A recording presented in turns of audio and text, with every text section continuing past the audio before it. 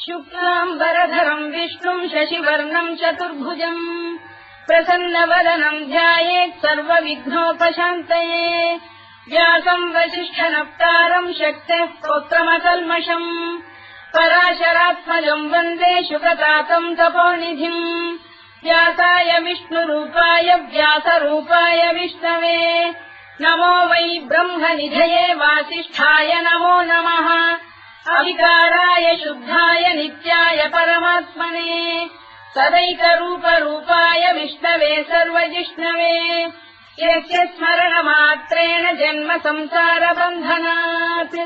विमुच्यते नमस्तस्मै विष्णवे प्रभविष्णवे ॐ नमो विष्णवे प्रभविष्णवे श्रीवैशम्पायन उवाच श्रुत्वा धर्मानशेषेण पावनानि च सर्वशः युधिष्ठिरः शान्तनवम् पुनरेवाभ्यभाषत युधिष्ठिर उवाच किमेकम् दैवतम् लोके किम् वाप्येकम् परायणम् स्तुवन्तः कङ्कमर्चन्तः प्राप्नुयुर्मानवा शुभम्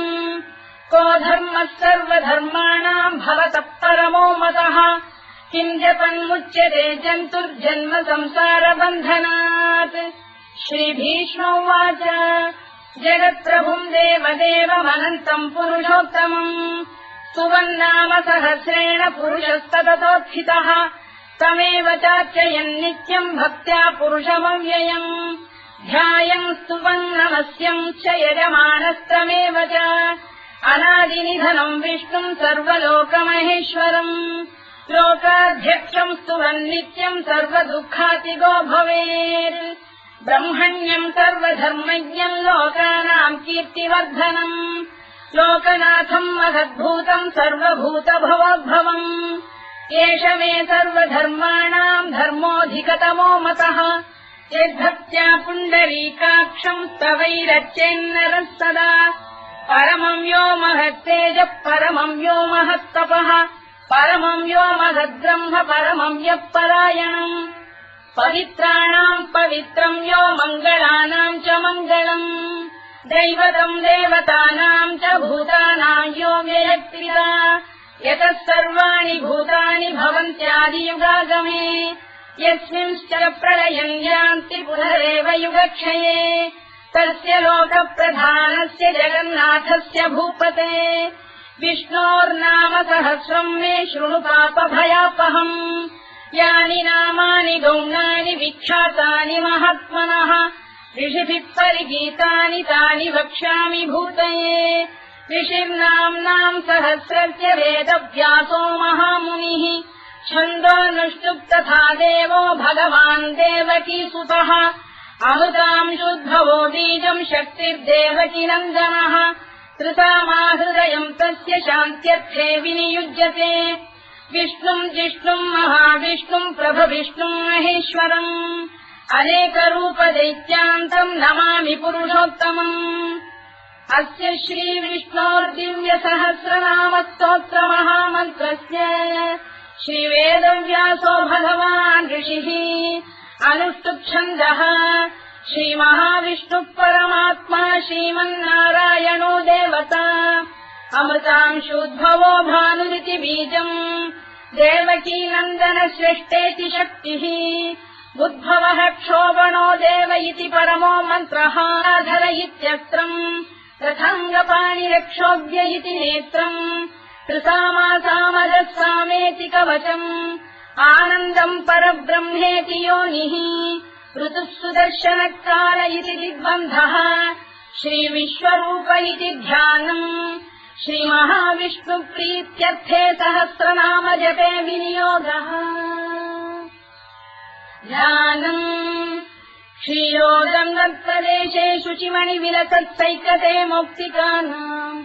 मालाक्लुप्तासनस्थ स्फटिकमणिनिभैर्मौक्तिकैर्मण्डिताङ्गः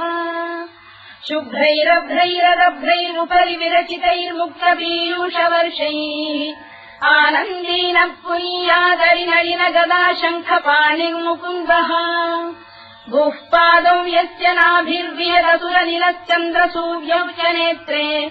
कर्णावाशा शिरोद्यौर्मुखमपि दहनो यस्य वास्तेयमब्धिः अन्तस्थम् यस्य विश्वम् सुरनरखगो भोगि गन्धर्वदैत्यैः चित्रम् रम्यते तम् त्रिभुवन वपुषम् विष्णुमीशम् नमामि। ॐ नमो भगवते वासुदेवाय। शान्ताकारम् भुजगशयनम् पद्मनाभम् सुरेशम् विश्वाधारम् गगनसदृशम् मेघवर्णम् शुभाङ्गम् लक्ष्मीकान्तम् कमलनयनम् योगिधृध्यानगम्यम् वन्दे विष्णुम् भवभयहरम् सर्वलोकैकनाथम्। मेघश्यामम् पीतकौशेयवासम् श्रीवत्साङ्कम् कौस्तुभोद्भासिताङ्गम् पुण्योपेतम् पुण्डरीकायताक्षम् विष्णुम् वन्दे सर्वलोकैकनाथम्। नमः समस्तभूतानामादिभूताय भूभृते अनेकरूपरूपाय विष्णवे प्रभविष्णवे सशङ्खचक्रम् सकिरीटकुण्डलम् सपीतवस्त्रम् सरसीरुहेक्षणम् सहारवक्षस्थलशोभिकौस्तुभम् नमामि विष्णुम् शिरसा चतुर्भुजम्। छायायाम् पारिजातस्य हेमसिंहासनोपरि आसीनमम्बुदश्याममायताक्षमलङ्कृतम् चन्द्राननम् चतुर्बाहुम् श्रीवत्साङ्कितवक्षसम् रुक्मिणी सत्यभामाभ्याम् सहितम् कृष्णमाश्रये।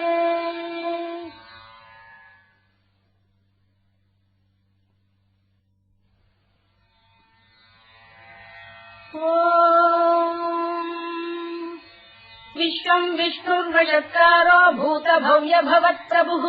भूतभृद्भावो भूतात्मा भूतभावनः भूतात्मा परमात्मा च मुक्तानाम् परमागतिः अव्ययः पुरुषः साक्षी क्षेत्रज्ञोऽक्षर एव च योगो योगविदाम् नेता प्रधानपुरुषेश्वरः नारसिंहवपुः श्रीमान् केशवः पुरुषोत्तमः सर्वः शर्वः शिवस्थाणुर्भूतादिर्निधिरव्ययः सम्भवो भावनो भर्ता प्रभवः प्रभुरीश्वरः स्वयम्भूः शम्भुरादित्यः पुष्कराक्षो महास्वनः अनादिनिधनो धाता विधाता धातुरुत्तमः अप्रमेयो ऋषिकेशः पद्मनाभोऽमरप्रभुः विश्वकर्मा मनुस्पष्टा स्थविष्ठस्थविरो ध्रुवः अग्राह्यः शाश्वतः कृष्णो लोहिताक्षप्रदर्दनः प्रभूतस्त्रिककुब्धाम पवित्रम् मङ्गलम् परम् ईशानप्राणदप्राणो ज्येष्ठः श्रेष्ठः प्रजापतिः हिरण्यगर्भो भूगर्भो माधवो मधुसूदनः ईश्वरो विक्रमी धन्वी मेधावी विक्रमक्रमः अनुत्तमो दुराधर्ष कृतज्ञः कृतिरात्मवान् सुरेशः शरणम् शर्म विश्वरेता प्रजाभवः अधः संवत्सरो व्यालप्रत्ययः सर्वदर्शनः अजः सर्वेश्वरः सिद्धः सिद्धिः सर्वादिरच्युतः वृषाकपिरमेयात्मा सर्वयोगविनिसृतः वसुर्वसुमनः सत्यः समात्मा संविदः समः अमोघः पुण्डरीकाक्षो वृषकर्मा वृषाकृतिः रुद्रो बहुशिरा बभ्रुर्विश्वयोनिः शुचिश्रवाः अमृतः शाश्वतस्थाणुर्वरारोहो महातपाः सर्वगः सर्वविद्वानुर्विश्वरवित्कविः लोकाध्यक्षः सुराध्यक्षो धर्माध्यक्षकृताकृतः चतुरात्मा चतुर्व्यूहश्चतुर्दंष्टश्चतुर्भुजः भ्राजिष्णुर्भोजनम् भोक्ता सहिष्णुर्जगदादिजः अनघो विजयो जेता विश्वयोनिः पुनर्वसुः कुपेन्द्रो वामनः प्रांशुरमोघः शुचिरूर्जितः अतीन्द्रः सङ्ग्रहः सर्गो धृतात्मा नियमो यमः वेद्यो वैद्यः सदा योगी वीरः माधवो मधुः अतीन्द्रियो महामायो महोत्साहो महाबलः महाबुद्धिर्महावीर्यो महाशक्तिर्महाद्युतिः अनिर्देश्यवपुः श्रीमान् अमेयात्मा महाधृधृत् महेश्वासो महीभर्ता श्रीनिवासः सताङ्गतिः अनिरुद्धः सुरानन्दो गोविन्दो गोविदाम्पतिः मरीचिर्दमनो हंसः सुपर्णो भुजगोत्तमः हिरण्यनाभः सुतपाः पद्मनाभः प्रजापतिः अमृत्युः सर्वदृक्सिंहः सन्धाता सन्धिमान् स्थिरः अजो दुर्मर्षणः शास्ता विश्रुतात्मा सुरारिः गुरुर्गुरुतमो धाम सत्यः सत्यपराक्रमः निमिषो निमिषस्रग्वी वाचस्पतिरुदारधीः अग्रणी ब्राह्मणी श्रीमान् न्यायो नेता समीरणः सहस्रमूर्धा विश्वात्मा सहस्राक्षः सहस्रपात् आवर्तनो निवृत्तात्मा संवृतः सम्प्रवर्धनः अधः संवर्तको गन्धिरनिरोधरणीधरः सुप्रसादप्रसन्नात्मा विश्वधृत् विश्वभुग्विभुः सत्कर्ता सत्कृतः साधुर्जन्धुर्नारायणो नरः असङ्ख्येयो प्रमेयात्मा विशिष्टः शिष्टकृच्छुचिः सिद्धार्थः सिद्धसङ्कल्पः सिद्धितः सिद्धिसाधनः वृषाधी वृषभो विष्णुर्वृषपर्वा वृषोदरः वर्धनो वर्धमानश्च विविक्तः श्रुतिसागरः सुभुजो दुर्धरो वाग्मी महेन्द्रो वसुदो वसुः नैकरूपो बृहद्रूपः शिपिविष्टप्रकाशनः ओजस्तेजोऽभ्युदिनः प्रकाशात्मा प्रतापनः वृद्धस्पष्टाक्षरो मन्त्रश्चन्द्रांशुर्भास्करद्युतिः अमृतांशुद्भवो भानुष्यशबिन्दुः सुरेश्वरः औषधम् जगतः सेतुः सत्यधर्मपराक्रमः भूतभव्यभवन्नाथः पवनः पावनो नलः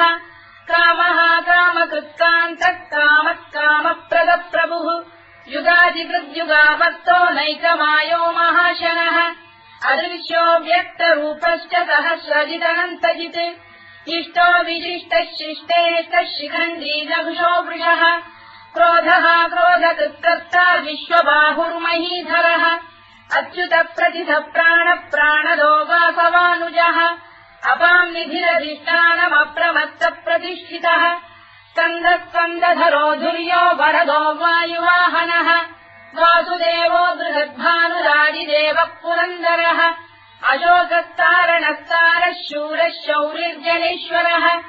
अनुकूलः शतावर्तः पद्मी पद्मनिभेक्षणः पद्मनाभोरविन्दाक्षः पद्मगर्भः शरीरभृत्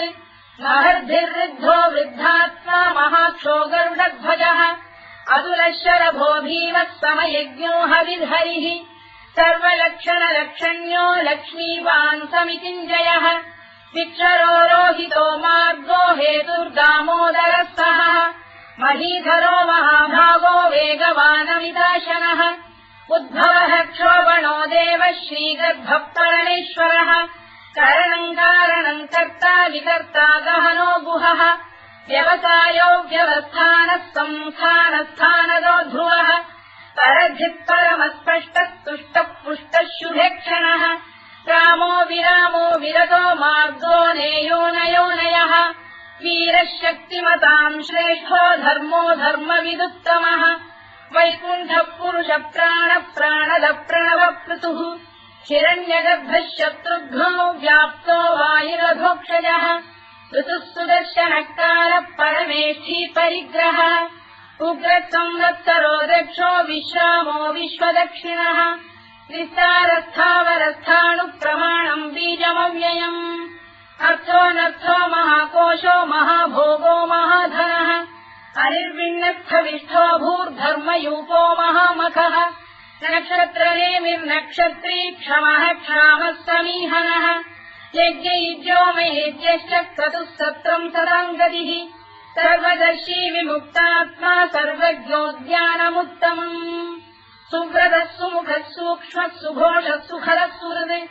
मनोहरोजितक्रोधो वीरबाहुर्विदारणः स्वापनः स्ववशो व्यापी नैतात्मानैककर्मकृत् वत्सरो वत्सलो वत्सी रत्नगर्भोधनेश्वरः धर्मकुद्धर्मकृद्धर्मी सदसक्षरमक्षरम् अविज्ञाता सहस्रांशुर्विधाता कृतलक्षणः गभस्तिरे विस्तप्तस्तः सिंहो भूतमहेश्वरः आदिदेवो महादेवो देवेशो देवभृद्गुरुः उत्तरो गोपतिर्गोप्ता ज्ञानः सोमपो मृतपः सोमः पुरुजिः पुरुषत्तमः विनयो जयः सत्यसन्धो दाशार्हः सात्वताम् पतिः जीवो विनयिता साक्षी मुकुन्दो मितविक्रमः अम्भोनिधिरनन्तात्मा महोदधिशयोऽन्तकः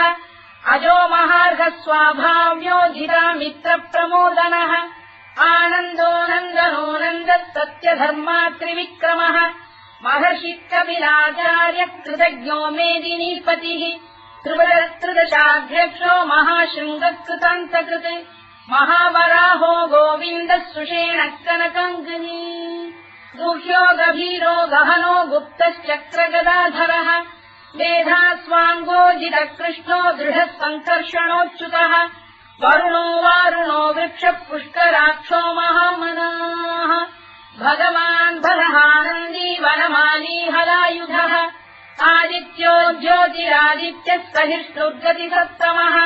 सुधन्वाखण्ड परशुद्धारुणोद्रविणप्रदः दिवस्कृत् सर्वदृत्यासो वाचस्पतिरयो निजः कृतामासामगस्साम निर्वाणम् भेषजम् भिषज सन्न्यासवृक्षमशान्तो निष्ठा शान्तिपरायणम् शुभाङ्गः शान्तिदर्शष्टा कुमुदः कुवलेशयः गोहितो गोपदैर्गोप्ता वृषभाक्षो वृषप्रियः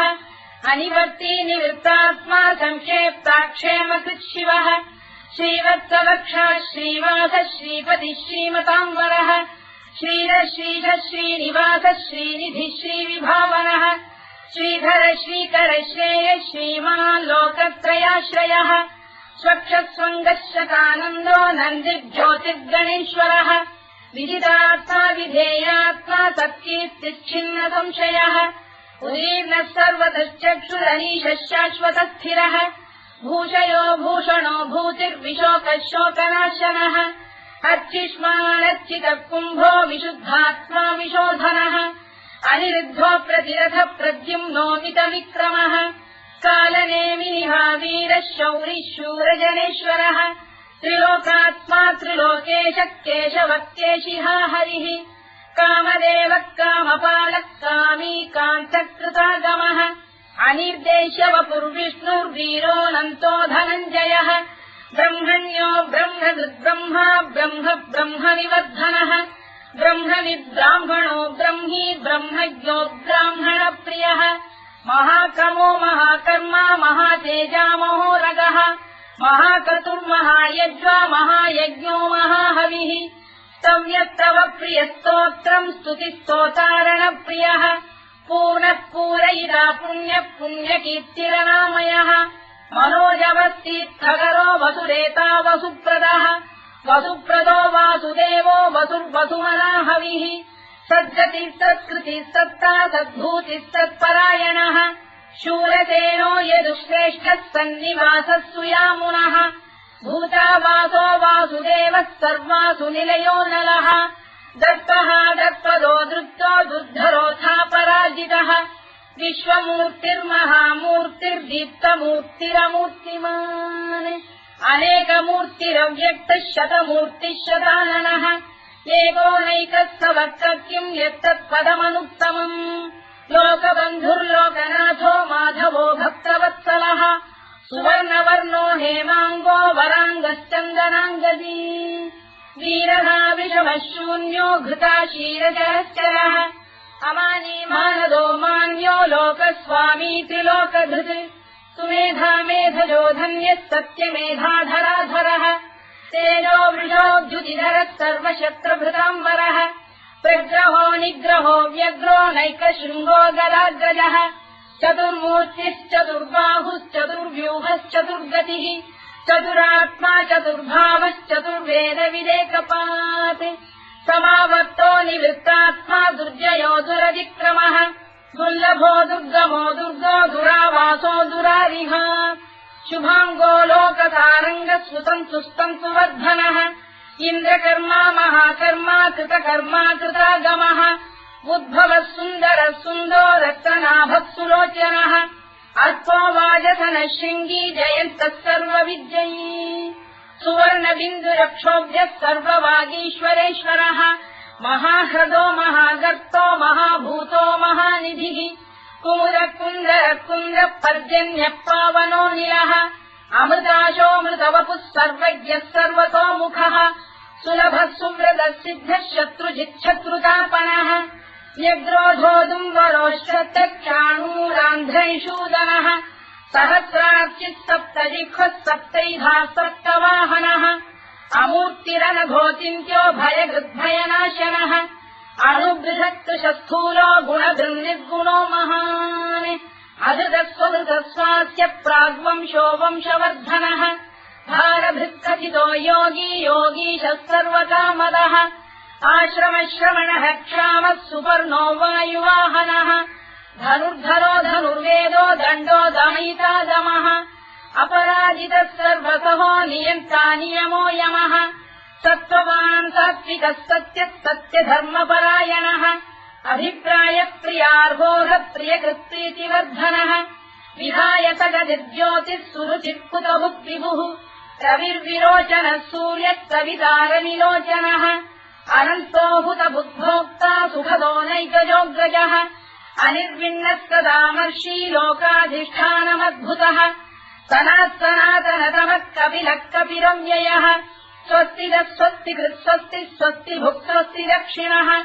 अरोग्रः कुण्डली चक्री विक्रम्यूर्जितशासनः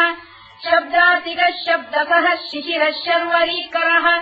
अक्रूरप्रेशलो दक्षो दक्षिणः क्षमिणाम्बरः विद्वत्तमो वीतभयः पुण्यश्रवणकीर्तनः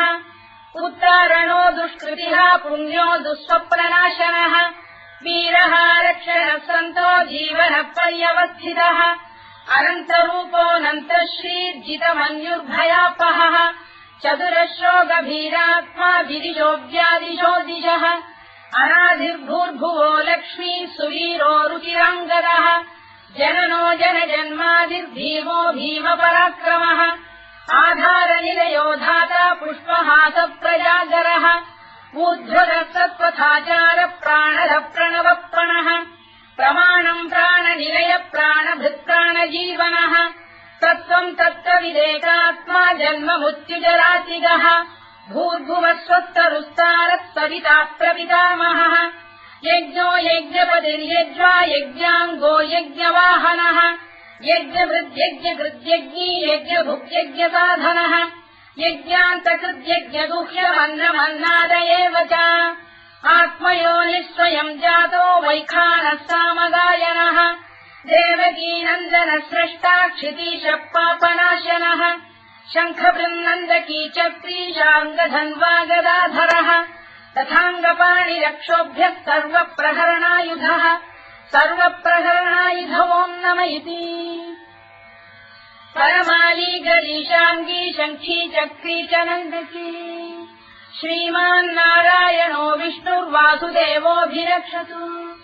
वनमाली गरीशाङ्गी शङ्खी चक्री च नन्दकी श्रीमान्नारायणो विष्णुर्वासुदेवोऽभिरक्षतु वनमाली गरीशाङ्गी शङ्खी चक्री च नन्दकी श्रीमान्नारायणो विष्णुर्वासुदेवोऽभिरक्षतु इतीदम् कीर्तनीयस्य केशवस्य महात्मनः नाम्नाम् सहस्रम् दिव्यानामशेषेण प्रकीर्तितम् य इदम् शृणुयाम् नित्यम् यश्चापि परिकीर्तयेत् नाशुभम् प्राप्नुयात् किञ्चित् सोमुत्रेह च मानवः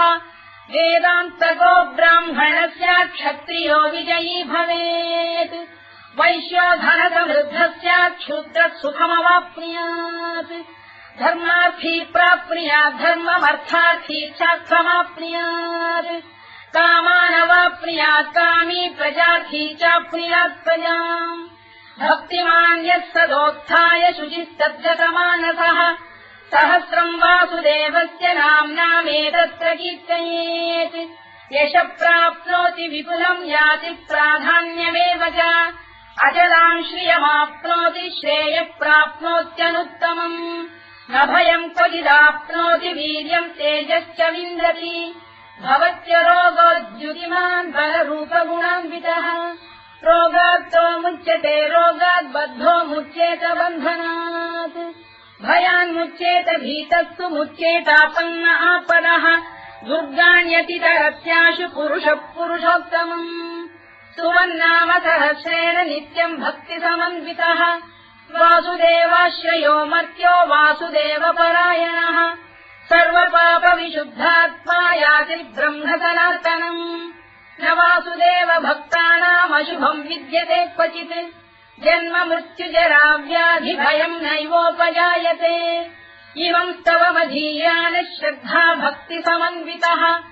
युज्येतात्मसुखक्षान्ति श्रीधृति स्मृति कीर्तिभिः न क्रोधो न च मात्सर्यम् न लोभो न शुभामतिः भवन्ति कृतपुण्यानाम् भक्तानाम् पुरुषोत्तमे द्यौस्तचन्द्रार्कनक्षत्राखम् दिशो भूर्महोदभिः वासुदेवस्य वीर्येण विधृतानि महात्मनः ससुरासुरगन्धर्वम् स यक्षोरगराक्षसम् जगत्वशे वत्ततेदम् कृष्णस्य सचराचरम् इन्द्रियाणि मनो बुद्धिः सत्त्वम् तेजो बलम् धृतिः वासुदेवात्मकान्याहुः क्षेत्रम् क्षेत्रज्ञ एव च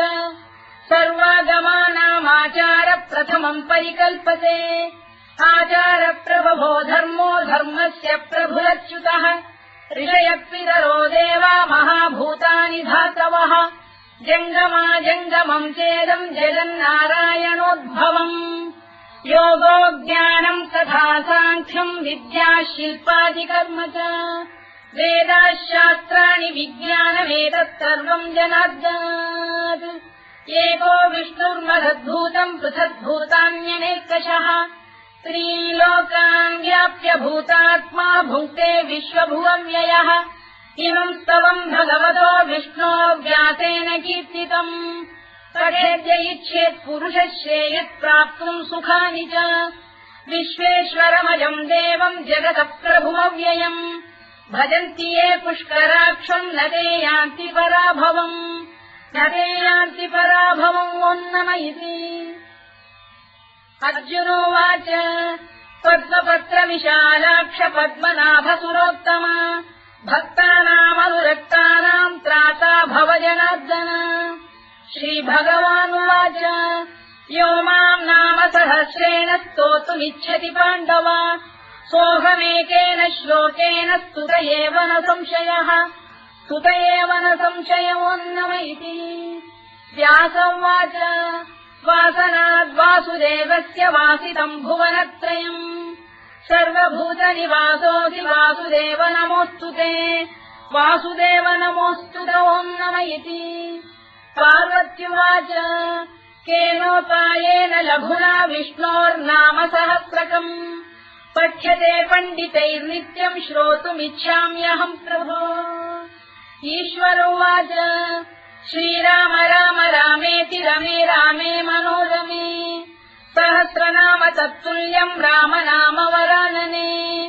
श्रीराम राम रामेति रमे रामे मनोरमे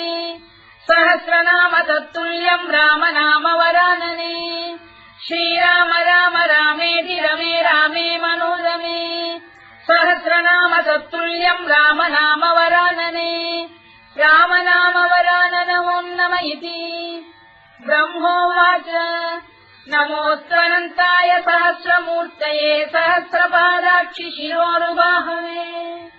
सहस्रनाम्ने पुरुषाय शाश्वते सहस्रकोटियुगधारिणे नमः